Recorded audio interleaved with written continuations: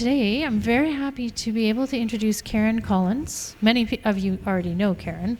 Karen has just spent the weekend with the Heritage Week at the mall, and so she has graciously come to talk to us about Sarah Camsell.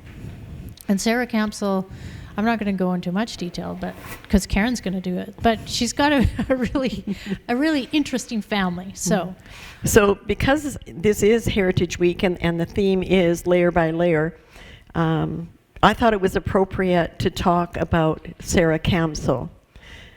Over 10 years ago, I became interested in who was interred in the Fairview Cemetery, the little Anglican cemetery down the road.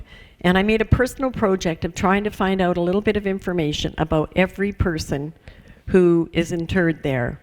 And I came across Sarah Camsell, and I was fascinated by that.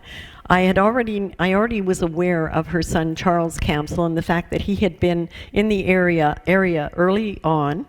And I knew that her husband was with the HBC in the north.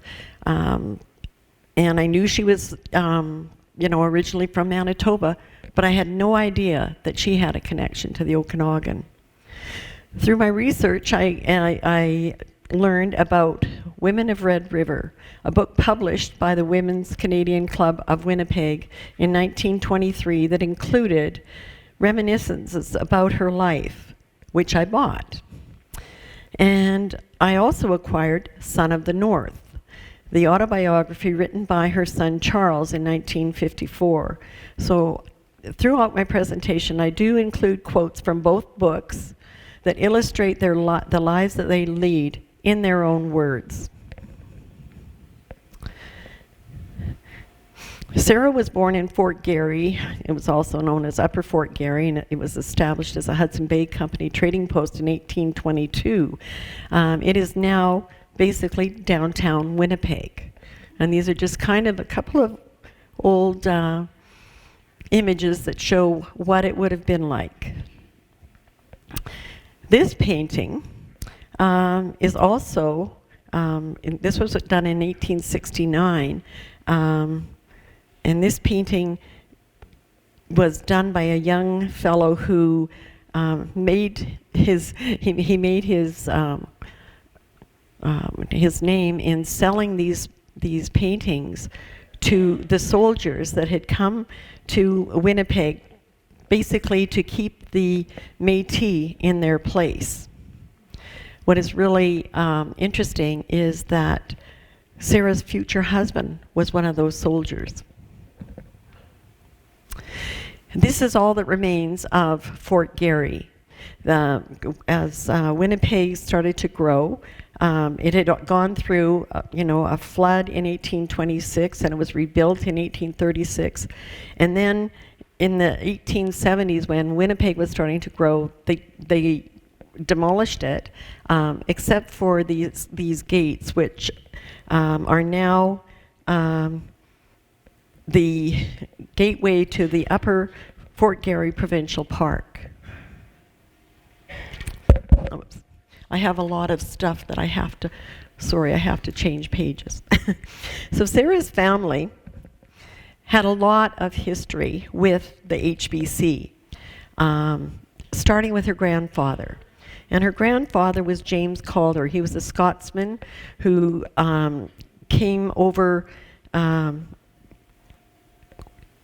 and signed on as a sailor with the HBC, and he ended up being posted at York Factory around 1805. He married Nancy Lindsay, a mixed heritage woman, about 1876. And Nancy died in 1826, but they did have several children. The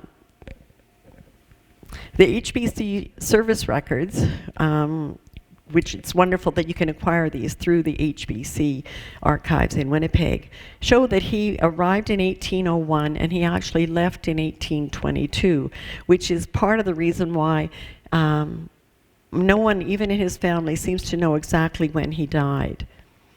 One of the things was that the family always said he was a captain from 1816 to 1818. He's listed as schooner master, but otherwise he's just known as sailor. So,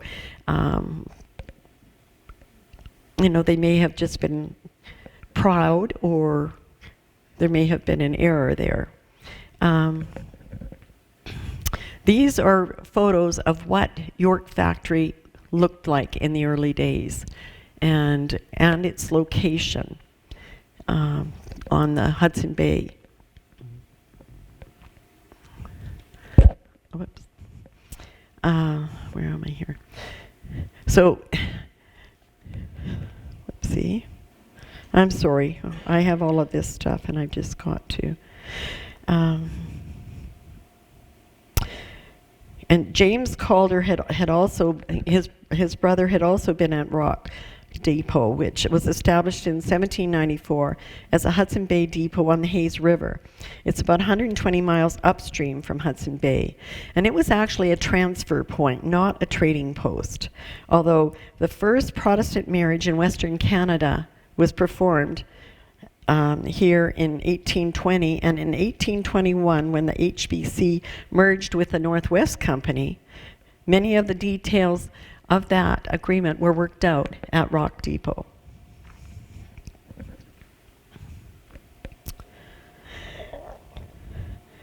May 17th, 1821, Samuel and his brother John Folds were hired by the HBC as general laborers. On August 22nd, they arrived at York Factory aboard the ship Prince of Wales. And about 1828, Samuel married Nancy Ann Calder at York Factory. She was the elder daughter of Nancy, Lindsay, and Captain James Calder. Samuel's HBC records show that during his tenure he remained as a laborer, leaving the HBC in 1830 to settle at Red River. There's also a notation about the time of their marriage that Nancy was a washerwoman at Fort York. She died in 1896 at age 93. Memorable Manitoban site points out that Samuel owned the land in Winnipeg from the Assiniboine River to Notre Dame Avenue and drove a Red River cart from Winnipeg to Edmonton with provisions for the HBC company. For John Folds, his brother, we see that he was only with the HBC for 4 years. He left in 1825 when his first contract was expired. He married Mary at age 14, one of a family of 14 children born on the Cree settlement at Fort York in 1925. They had 6 children, but she died at age 31. He died in 1868 at 70 years of age. This is a really interesting thing because it's actually a handwritten family tree of Samuel Folds and Ann Calder.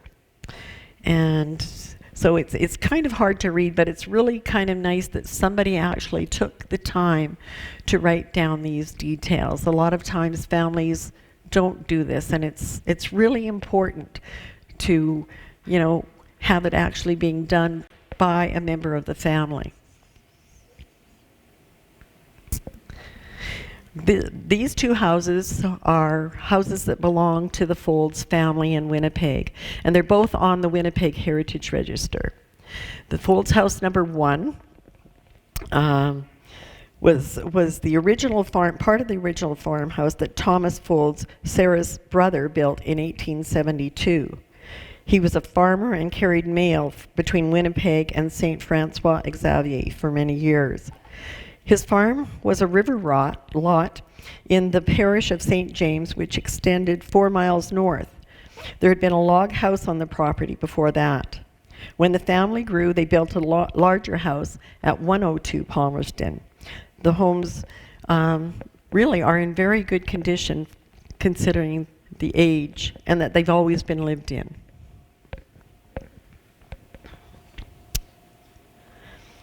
In 1868, at age 19, Sarah was invited by Mrs. Hardesty, the wife of William Lucas Hardesty, whose sister was Mrs. Donald A. Smith, the future Lady Strathcona, to accompany her on her return to Fort Simpson, where Mr. Hardesty was chief factor in charge of the Mackenzie district. There she met Julien Onion, J.S. Julien Onion, and he later became Camsell. He was the officer in charge of Fort Nelson. They married the 28th of January, 1869. The Camsell family had 11 children. All except one were born in the north. The nearest doctor was 2,000 miles away, and it would have taken 6 months to get him. The mail carried by the Hudson Bay Company was delivered twice a year, and other supplies once a year. Charles Camsell describes their living conditions in his book. And this is what Charles had to say about their life. And what has really amazed me in everything that I've read that was written by Mrs. Camsell or by her son, they never felt it a hardship to live in the north.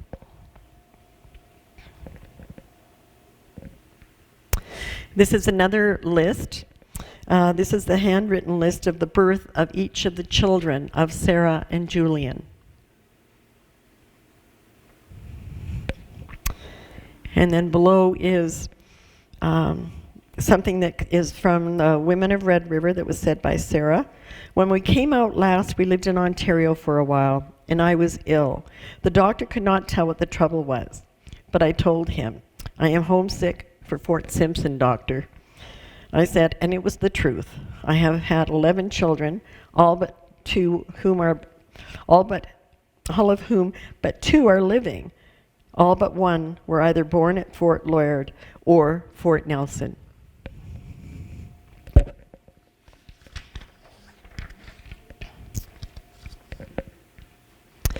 Before leaving the north, Sarah applied for the Manitoba script, or Métis script.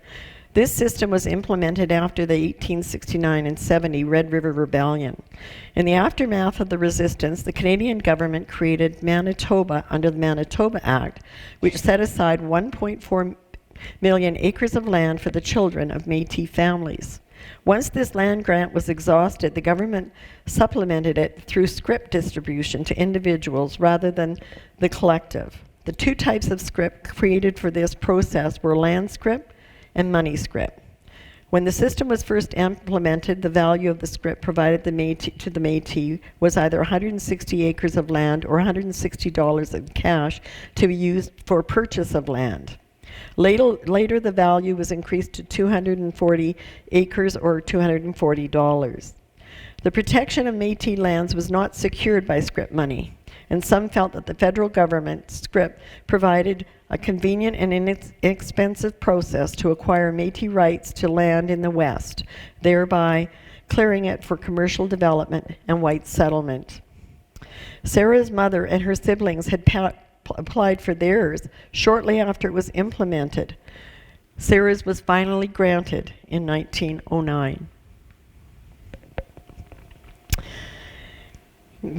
This was, I thought, was just really a lovely portion of what Sarah had said about living in the north, and this is a picture of what Fort Simpson looks like today.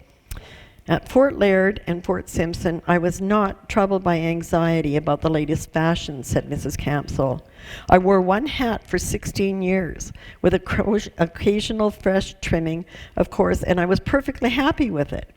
I went down the Mackenzie several times with my husband to Peel's River Post, which is now Fort McPherson.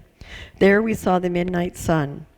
Fort McPherson is 60 miles due north of the North Arctic Circle, and from the point where the Mackenzie crosses the Arctic Circle, it is more than 200 miles down the river before Fort McPherson is arrived at. At Fort Simpson, Mrs. Camsell went on, the sun sets about 2:30 in the afternoon in midwinter and rises about 10:30 in the forenoon. It does not go high in the sky. We used to say it came up over one end of the buildings and went down over the other end of it. In the summer, we used no lamps for about 6 weeks, and we had to have thick window blinds so we could sleep during the bright night time. The coldest I ever knew it to be at Fort Laird or Fort Simpson was 62 degrees, but we did not mind the cold. Sarah died in 1939. According to her obituary, she had been suffering from a broken hip since March 1938. She had led an amazing life, and she lived to be 90 years of age. Now, I felt that I really couldn't just talk about Sarah, because her whole family is part and parcel of it. And, of course, her husband, as I mentioned earlier, that she married was Julien Stewart Onion. And he was born in Ceylon, and they met and married in the north. He had come to the Red River in 1857. He was a young officer in the Royal Canadian Riflemen, a force of about 700 recruited into Canada and maintained at the expense of the British government with the purpose of protecting settlers in the Red River Valley from possible uprisings among the indigenous south of the border. In 1861, that force was ordered back to eastern Canada. Captain Onion remained in Red River. In 1858, he applied to sell his commission, and in 1859, he entered the HBC's service. Julien was the sole representative of the HBC, Justice of the Peace, and representative of the Government of Canada in a region that covered hundreds of thousands of square miles, about the size of Western Europe.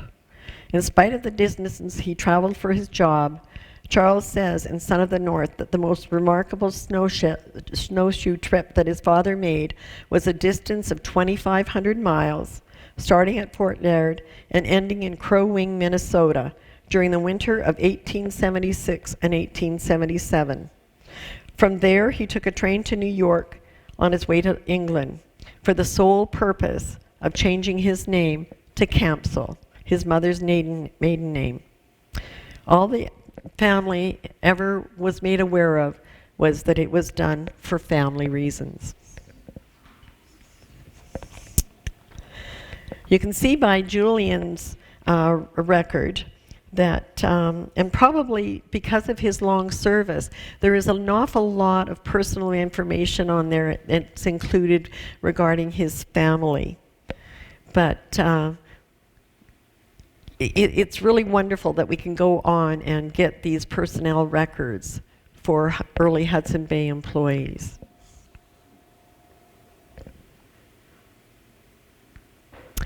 And this is early Fort Simpson. You know, it's always interesting to be able to see where these people were living, because most people know where Yellowknife is. It's smack dab somewhere in the middle of the Northwest Territories. And Fort Simpson is about 500 kilometers west of Yellowknife. This is a really nice photo that shows the Hudson Bay building. This is Julien and Sarah down in the bottom left of the photo, and it's, you know, some of the others that were at Fort Simpson in 1897.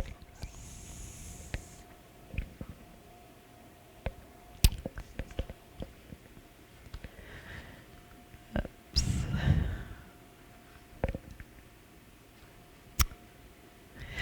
This is another one. I mean, you can see this is a longer picture of the building where the others were just shown, and this is the road going out of Fort Simpson. And Sarah had said in her book, "I never found the life in the Mackenzie district hard. My husband and I lived there for 32 years. We came out the last time in 1900. My husband died in 1907. I had been out twice between my first going in and our final coming out, and each time I was eager to come back.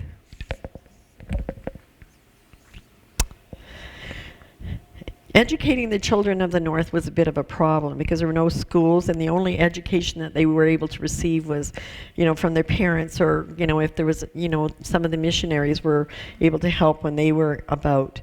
But they weren't really equipped to provide secular teaching. The Camsell sons were all sent to St. John's College in Winnipeg, a 1,500-mile trip, for their education, and the daughters to St. John's Ladies' College or to England. St. John's College was built in 1884 at a cost of $55,000. It had several classrooms as well as residential space for 20 students. It was originally built, I believe, to provide education specifically for the HBC employees' children. William Edward, known as Ned, was the oldest son, and he was the first to be sent to school at St. John's in Winnipeg. The children would leave home at 8 years of age, and because it would take all summer just to get back home, they often didn't see their parents for years.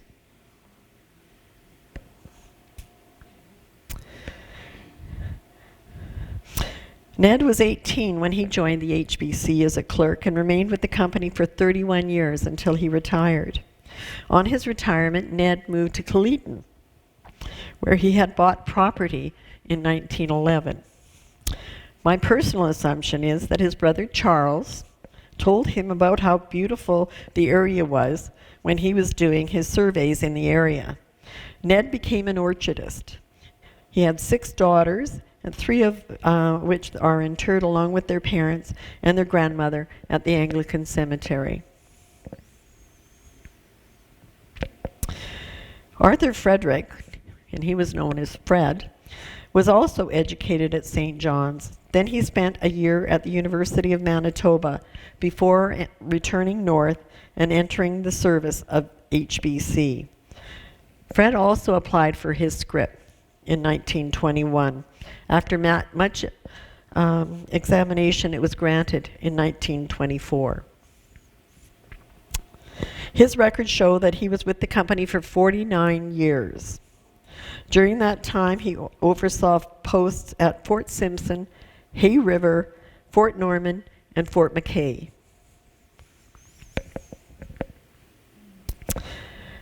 George Camsell was 8 when he started at St. John's College in the fall of 1879. He had just arrived from Fort Simpson after a 10 weeks journey by York boat, canoe, and sternwheeler. In a 1941 newspaper interview, he said that he had no recollection of homesickness while he was at school, though he did not see his parents for 4 years. What interested him most was the hope of seeing a railway train drawn by an engine. He said, when I first saw the steamboat on the Saskatchewan, I marveled that steam could move such a big bulk. That was my most thrilling sensation until I saw a train a year later, with the engine puffing and wheezing. Following St. John's, he received an arts degree at the University of Manitoba, then graduated Manitoba Medical College. He practiced for years at Austin, 110 kilometers west of Winnipeg, and later he was the resident physician at Stony Mountain Penitentiary. And that's a picture of the penitentiary as well. And it is amazing to me as well with their education that by the time that they were 18, they had completed their education, having started it at 8, but they all also by 18 had a degree from the University of Manitoba. Charles Camsell, I'm sure, is really somebody that everyone is quite aware of, or a lot of people are aware of, because he was one of the, he's one of the leading northern explorers. He was Canada's probably best known geologist, And he did much, including being in our area. He was born in 1876 at the HBC trading post at Fort Laird and grew up 300 kilometers away at Fort Simpson. Like his older brothers, he was educated at St. John's College. He mentioned in his book that when he first went to college, he had to share a bed with his older brother Ned because they were short of beds at the time. He left home when he was 8 and returned when he was 18, having a Bachelor of Science a Bachelor of Arts in Natural Science. So it was 10 years before he saw his parents and his family, other than his brothers who were there. And this is the cover of Son of the North. I was really lucky because I wanted to get one, and so I have a 1954 autograph by him in the book. And in reading the cutout from his book, it's talking about Penticton, but he has a few errors in it, given the fact that he was here, very early on, and he didn't write his book until much later. It was probably a little forgetfulness, because here he's talking about Joseph Brent, who had a ranch at Shingle Creek. And Brent Mountain is named after the Joseph Brent family who lived at Shingle Creek east of that mountain for years. The family had moved to Shingle Creek from Okanagan Falls, actually, not from Kelowna. And they had lived for a number of years in Okanagan Mission. Joseph was born at Colville, Washington. He was the eldest son of Frederick Brent, who was a well-known Okanagan pioneer, a former U.S. cavalryman and Indian scout, and Mary Ann, his indigenous wife. Joseph was 2 years old when Frederick came to the valley in 1865 and established the first stone grist mill on Mill, and it's still there, on Mill Creek at the bottom of Dilworth in Kelowna in 1871. Joseph married Margaret, daughter of Roderick and Mary McLean, and Mary was the eldest daughter of Chief Francois of Penticton. Roderick had been in charge of the HBC fort Smilkameen at Kermies from 1863 to 1868. The McLeans lived at Okanagan Falls. Joseph died on Shingle Creek, at Shingle Creek on December 2nd, 1936, and Margaret died 2 years later. Charles Camsell became known as one of Canada's best-known geologists. In 1907, the Geological Survey of Canada sent Charles to make a survey of the Hedley district. He completed the field work by 1908, and his comprehensive report of the area was printed. And this is one of the maps that he had made during that survey. The next two slides show, these are all of the honors and medals that were given to Charles over his working and after his working career. In fact, he has some that have been posthumous as well.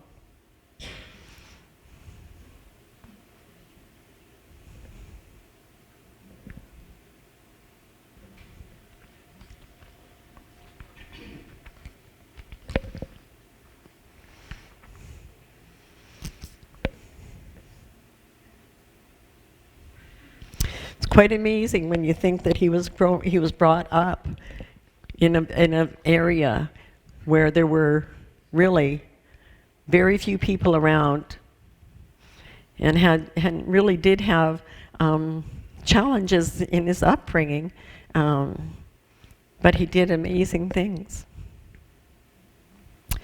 Joseph Percy Camsell, and the family called him Percy.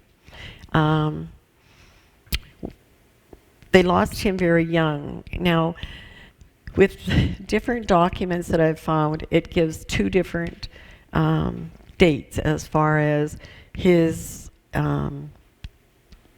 age. But this is a quote from Women of Red River by Sarah Camsell. In 1886, Mrs. Camsell, who had come down for a visit to Red River, was returning with 4 of her children, all young. One boy was 2 years old. Well, here it's according to other family documents, he was 5. While traveling on on Lake Winnipeg in the York boats, the children developed whooping cough. I was distressed for the poor children, said Mrs. Camsell, and found it hard to relieve their sufferings. That journey was one of hardship, I will admit, but it was hardship for the children too.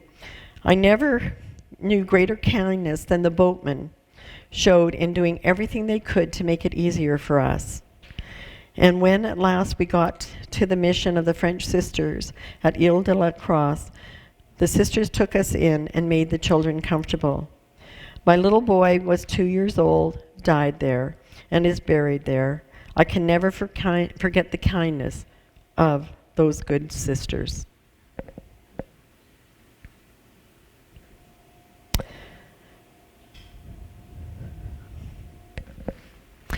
And then we have Frank Ernest Camsell. And he was born in Fort Simpson as well, and he died in 1922. There again is a discrepancy in dates, because another article that I wrote referred to it as 1920. But nevertheless, Frank and his wife and 2 children and other residents of Fort Ray were on their way to the fishing grounds of the new ice of Great Slave Lake. 8 teams of dogs in total. An account of the day tells that it was a bright, clear day and the dogs were making fast time over the surface of glare ice, when suddenly the front driver signaled with his hand for caution, but not soon enough. The ice gave way and all 8 teams and people were thrown into the water. The driver, coming up behind the group, came to the assistance of the people struggling in the water. Using lashings taken from his sleigh, he managed to get the men and women out, one at a time. Those rescued promptly attempted to help their friends. They were successful in getting everyone out, except for Frank Camsell and his young daughter. Even after the little girl gave up her struggle, her father continued to fight for his life. Twice the rope being used to get him out frayed. By the end, he could only hold onto the rope with his teeth. Eventually, he gave up and sank. Both of their bodies were later recovered. Frank's service record with HBC shows that he only spent about a dozen years with the Hudson Bay Company and was working as a store manager for Lamson and Hubbard, a fur trading company that expanded into Canada in 1918, operating fur trading posts in the Canadian Northwest. In 1921, Frank had applied for Manitoba scrip. There was a delay in the investigation before granting it, because the government felt that his wife was already listed on Treaty 6. The family was eventually granted their script in 1921. With Frank's death, his 7-year-old son Frank and younger siblings were sent to a residential school in Fort Resolution, where they grew up. Like his brothers, Philip was educated at St. John's College.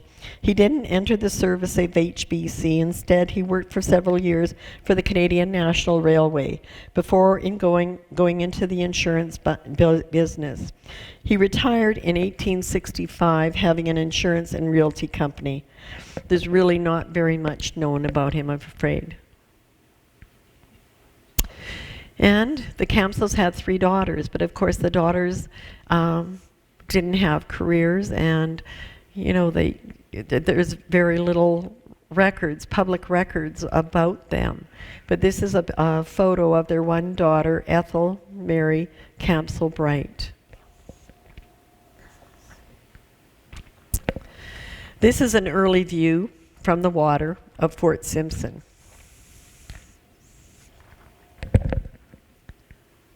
And this is Fort Simpson today. Hasn't grown much.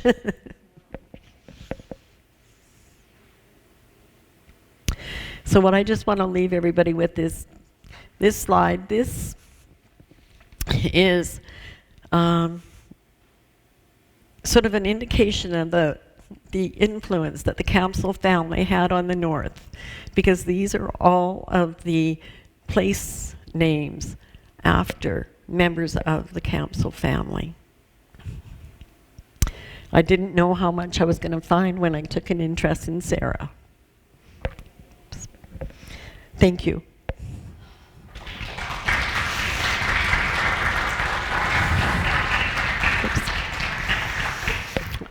So the question is about what the girls' education and what that was about? Yeah. 2 of the daughters went to St. John's Ladies' College, and 1 daughter went to England. But, I mean, they came back to Winnipeg, they got married, they had families. One daughter ended up in Australia, but, you know, because they were just regular people, they weren't in a career where, like the Hudson Bay Company has marvelous records of, their history and what the people that worked for them did. So it's terrific, Actually, you know what? You can go right on to the Hudson Bay. You can write Hudson Bay Archives if you want, and you can go on there.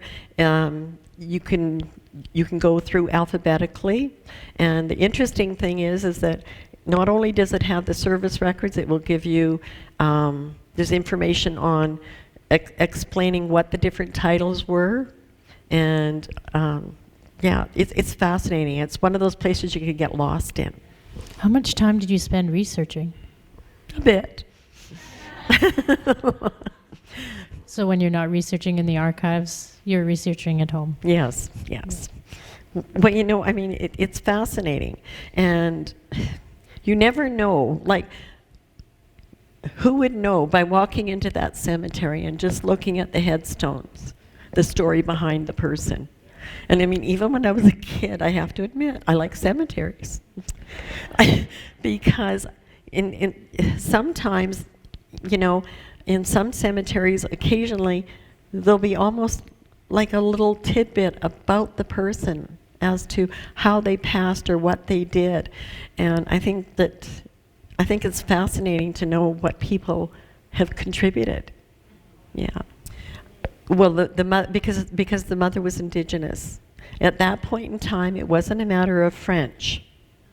It was more the mother's heritage, and so that Sarah was Métis at the time she was married, and then actually each of the sons also married a Métis woman, or like a mixed heritage woman, or a full status woman. So carried on all the way through the family. The sad thing is that Julien Camsell didn't recognize that his family was connected to the Métis. And I think that probably because that wasn't something that was kind of thrown out there, that perhaps that is why Charles Camsell was able to do a lot of things, because it certainly didn't hold him back. And at different times he would talk about the fact that his family was the only English family living on any fort. But the truth is that they were Métis as well. It took this long time of investigation because they didn't want to honor the script, the Manitoba script, to his family because, you know, well, if his wife is already, you know, taken care of by Treaty 6, then we're not going to, you know, it's kind of like double dipping, you know. So, yeah.